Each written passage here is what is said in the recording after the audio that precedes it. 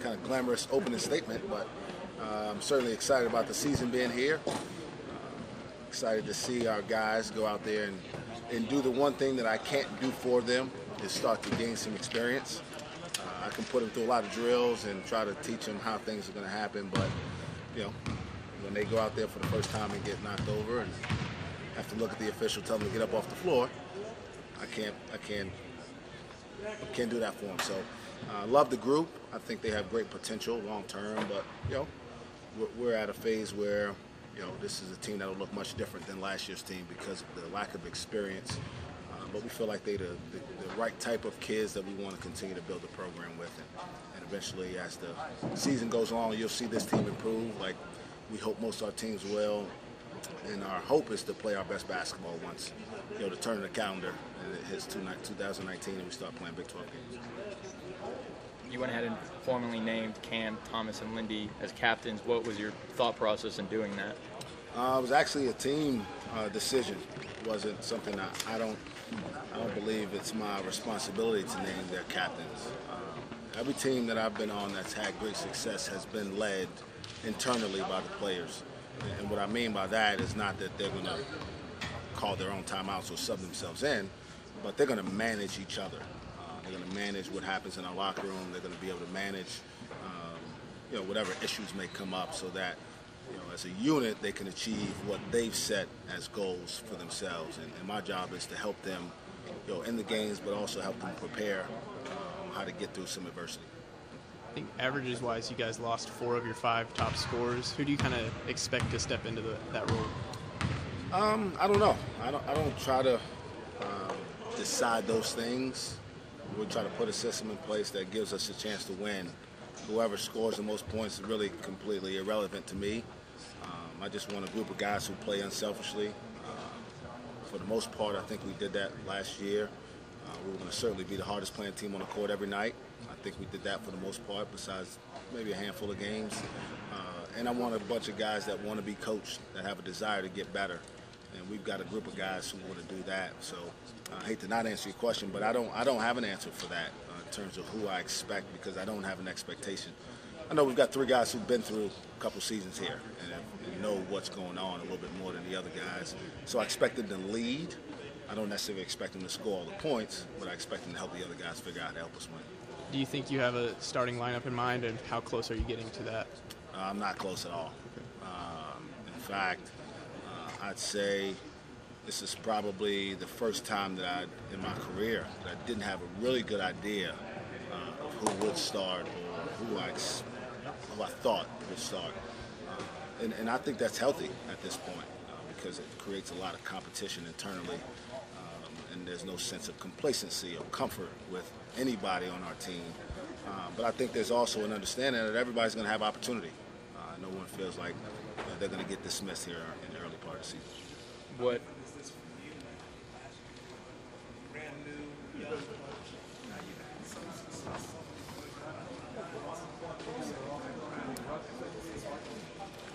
It's only different in terms of it being a different group of guys.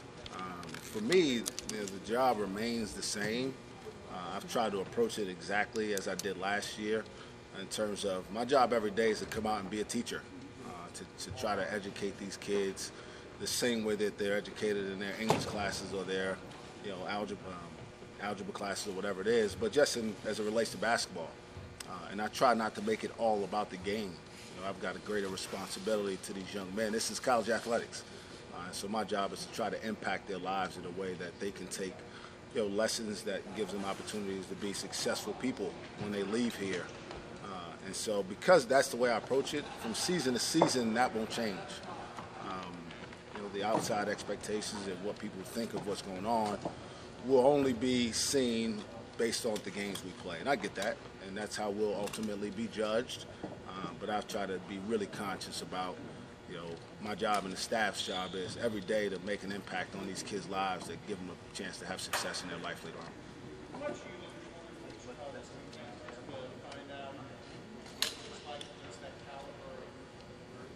Yeah, I mean, I'm interested in seeing how we respond to not knowing everything about each other. we'll have a somewhat of a feel for who they are. But very similar to us, they got a fairly new team as well. We're probably two of the top 5 newest teams. We're probably younger than they are because they probably got a couple more junior college guys than we have. But I know what we're going to get in terms of their style of team. They're going to play really hard. Their coach is going to get after them. And it may be a pretty physical game. And I think our guys need that. They need to have their eyes open before we turn the lights on and put some butts in the stands. You mentioned the competition you're having as you sorted out the starting lineup. Where in particular do you see the most competition? It's everywhere. And I would say,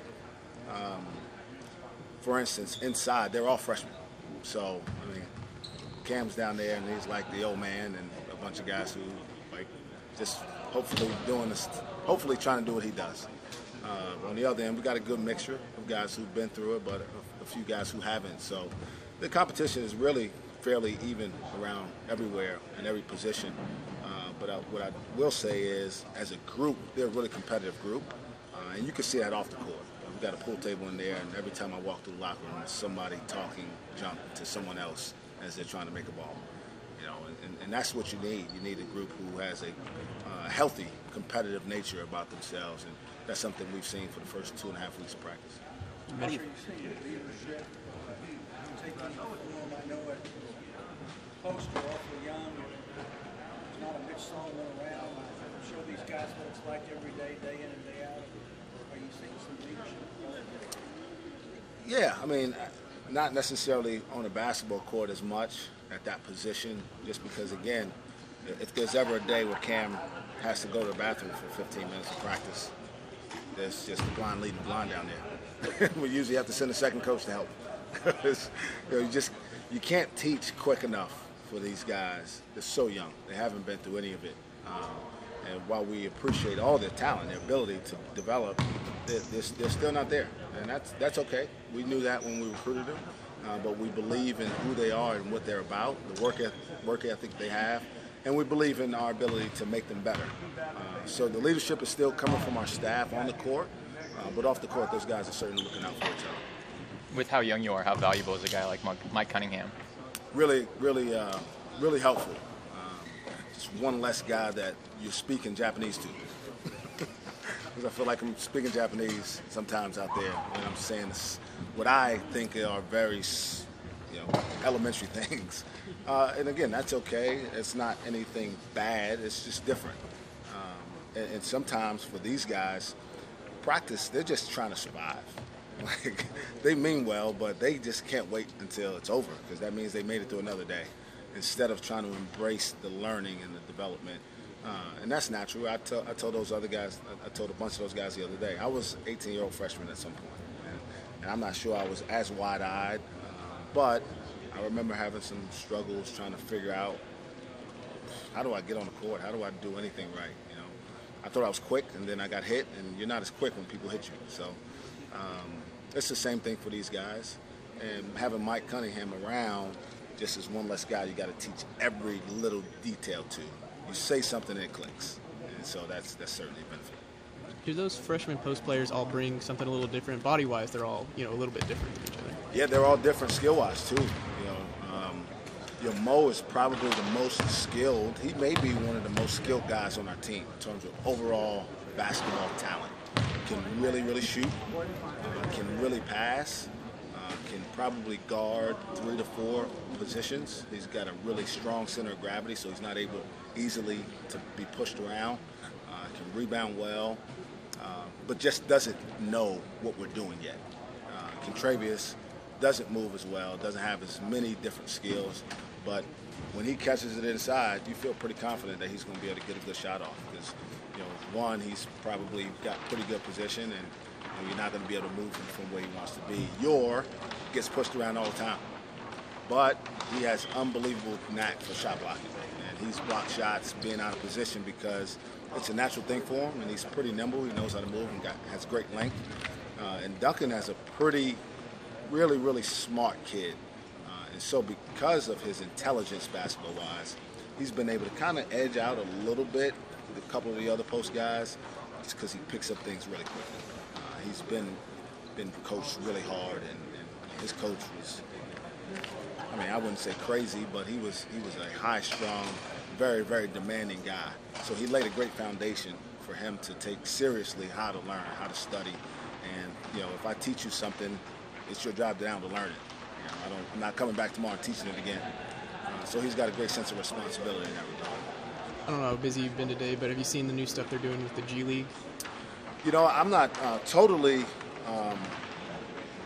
averse on everything, all the details, but I don't like it. I'll say that. I just think what we're doing in general is we're sending a poor message that we're de-incentivizing, if that's a real word, education. And, you know, again, I said I'm a teacher, and I think our job is to incentivize education and to encourage these kids that going to school, like, it's a big deal. Like, we should be trying to do everything we can to get these kids as much college education as possible. And we shouldn't be shunning them off and pushing them off to a professional league so that 3 or 4 years from now they can say they made $300,000 or $400,000, and none of them have much more than a high school diploma and don't have anywhere to turn. You know, so you know what I've heard of it, I don't necessarily like. I like that we're trying to find ways to do it. I just think that the conversation is starting in the wrong place. It's starting with the money, and actually that's not the place to start at. And I get it. High major head coach making a lot of money. I get it. People say you're a hypocrite. I was saying the same thing when I was making $36,000 at Wofford College. That education is much more valuable than making a couple $100,000 at 20 years old, because if they have the right education, they'll be able to make much more money for a much longer period of time. I'm convinced of that. And I think our job as educators is to try to get these kids to understand the value of their experience in college, not just playing the game. One of the most undervalued parts of this experience for all these guys is the opportunity to meet people who can have a great impact on your life forever. It was true for me. I still talk to my college coaches multiple times. They're some of my greatest mentors. Eddie Fogel I played for one season when I was 18 years old. And he's as big a supporter and helper for me in my career as I could ever imagine happening. If somebody offered me $125,000, I would have missed on that whole thing. And 15 years later, I wouldn't be where I am now. So, you know, I don't love that we're trying to make this all about paying these kids a few dollars. You know, we're pacifying a problem that's much bigger than what we have an opportunity to do in terms of impacting their lives. Do you have a fix? Do you have a suggestion? I don't. But I'm certainly willing to go have the conversation and be a part of that. And if anybody wants some ideas, you know, I'll sit down and brainstorm as much as I can, because I think we have to get back to encouraging kids to not only go to school. Now, are there guys who are outliers? Absolutely. LeBron James did never need to step on a college campus, right? Because his basketball talent has carried him now for, how long has he been in the league? 15 years? That's different from a kid going to the G League for 3 years and just hanging on, and at 20 years old, he's got no recourse. He hasn't even been taught how to manage the money. So how far is that? What is it, $125,000? So $375,000 we're talking about for a kid. Sounds like a lot of money to an 18-year-old, but as adults, we have to convince them that that's not the big picture. That's very short-sighted. So I think that part of our job is to try to figure out ways to take care of these kids, but to educate them. You know, it's not about the books. It's not about the classes. It's about the education. And those two things are different, but sometimes they're conflated into being the same. I know it's early in the evaluation process of your team, but have you just noticed any outliers to this point of kind of what your strengths and weaknesses will be as a team moving forward? Is it just too early to tell? It's a little early to tell. You know, and I've said this before, Isaac Likely has kind of separated himself from the rest of the pack in terms of, and he's ready to make an impact on our team. He also doesn't understand how hard it is to win in college. Just doesn't. He's never done it. So when he comes out for the first time, he's going to be more prepared than the others, but he's not going to understand how hard it is to go on the road and win, which we'll do for his very first college game will be a road game. You know, and that's where the older guys always have an advantage early on. You know, Lindy Waters and Cam McGriff, they know what it's like to go in Allen Fieldhouse and try to figure out how to way to to get out there with a win. They've done it, you know.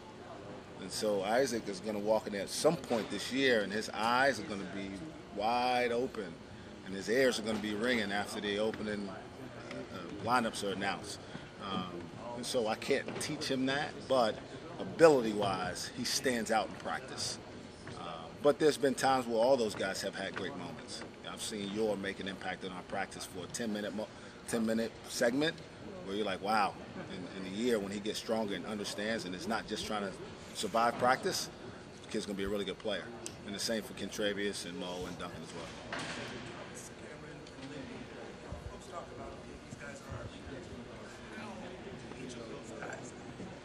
They're all very different.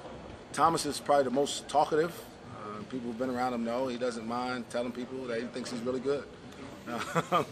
And I like that. I want all of our guys to have great confidence, and we try to pour that into them because this game is played best when you play with confidence, no doubt about it.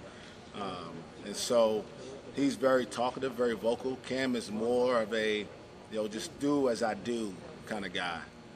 And he carries a pretty stoic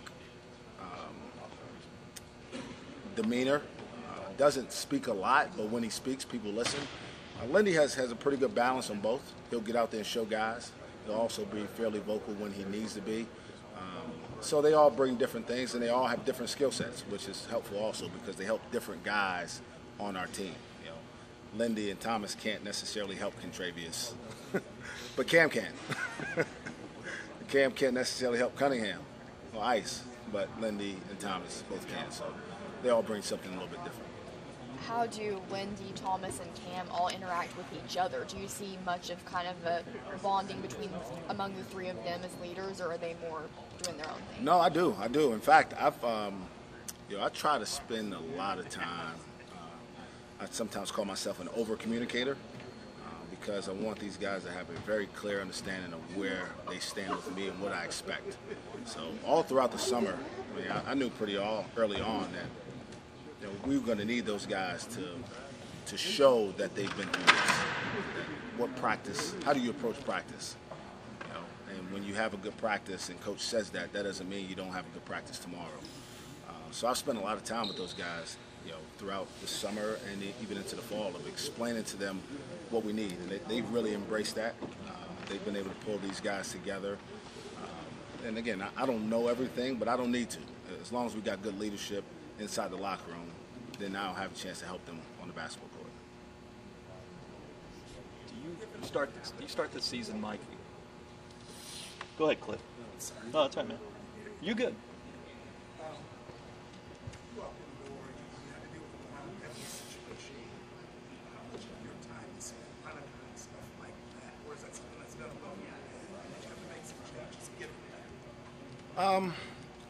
Make changes in terms of